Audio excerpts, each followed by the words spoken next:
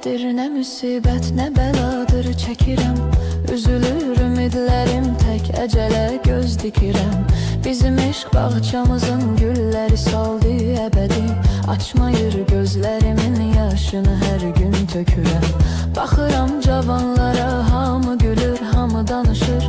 Doğrudan maraqlıdır, həyat qaynayıb qarışır. Amma mən cavanlığımı sevgimə qurban verirəm. Qara saçlar ağarır, bel bükülür, üz qırışır.